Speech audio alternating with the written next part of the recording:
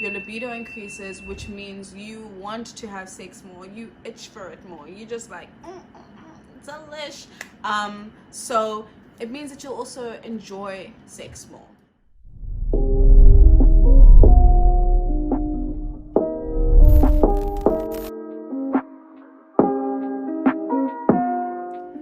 Hey Yoni tribe, welcome to another tribal session. As you can see from the topic, today we are going to get a bit down and dirty. And when I say dirty, please don't get me wrong, because having sex on your period is not dirty.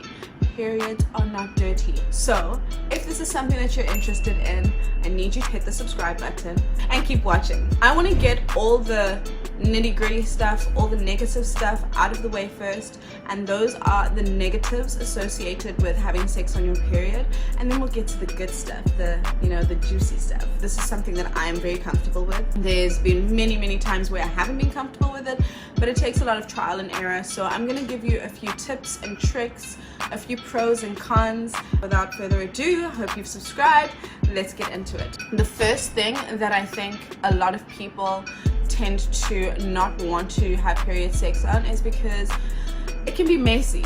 Like, let's get real, having sex on your period can get very messy, but there are ways to work around it. There are ways to kind of, still feel comfortable, still ensure that your beds and your sheets and all of that are clean, and that they're not getting stained. Two, I think for a lot of women, we tend to naturally have body issues in the bedroom. You want to feel like you're sexiest, you want to look your sexiest, and that is not even within the confines of when you're on your period. That's just generally. Imagine now when you're on your period and you're bloated and you're bleeding out of your vagina. Obviously, there's a lot of discomfort that can come around that, but again, if you are with a long-term partner and you are able to communicate these things and feel comfortable generally, then that's something that you can work towards.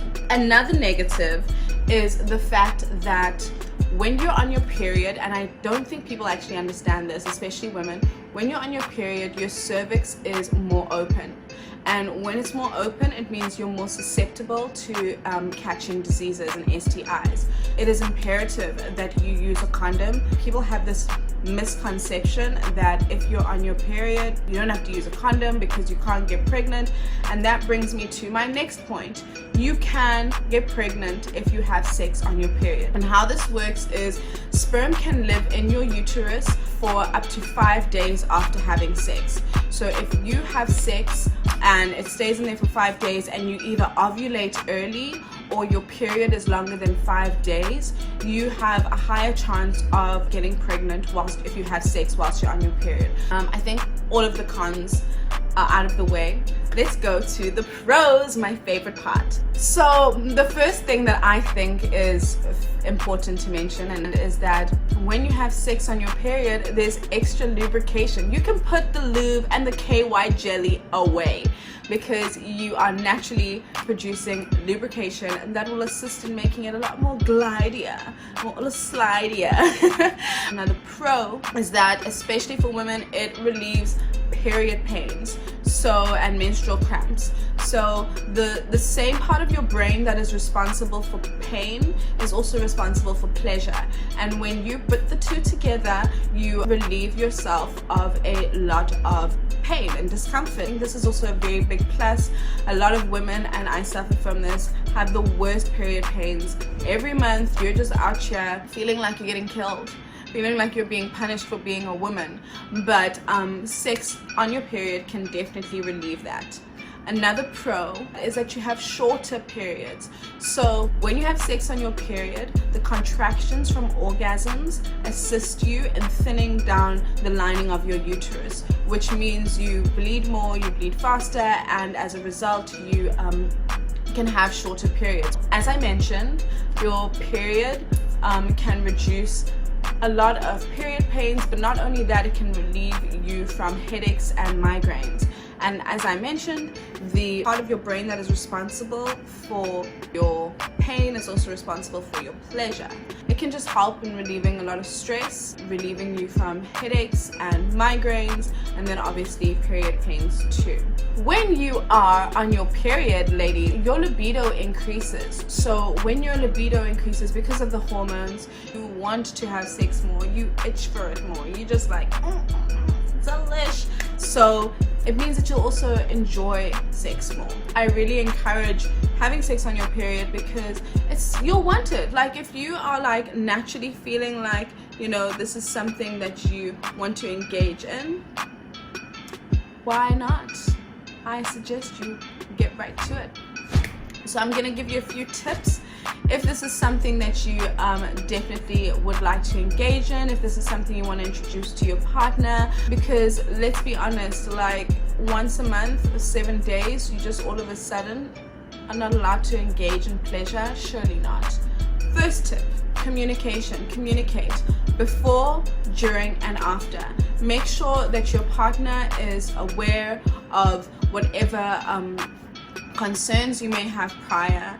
Make sure that your partner is aware that you are on your period.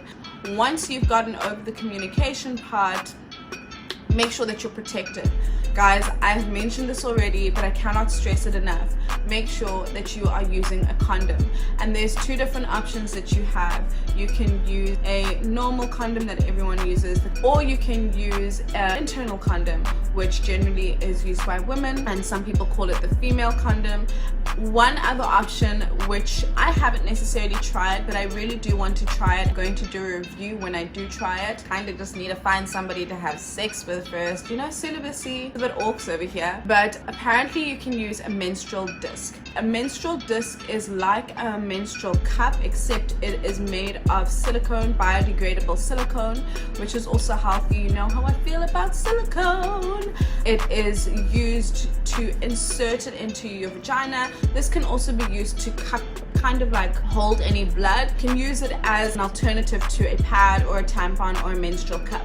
Once you have gotten all of the apparatus out of the way, you've gotten the communication out of the way, and you're making sure that you are protected, put a dark towel or a dark sheet, something that you don't mind getting a bit messy, over your bed. That'll just make you feel a lot more comfortable, because the worst thing is when you're having sex and then you get up and you're just like, oh my gosh, I'm so sorry, you feel embarrassed. It's just not nice for your self-esteem. It's not nice for your confidence. Get that aspect out of the way. Put down a towel, a dark towel or a sheet, and Bob's your uncle.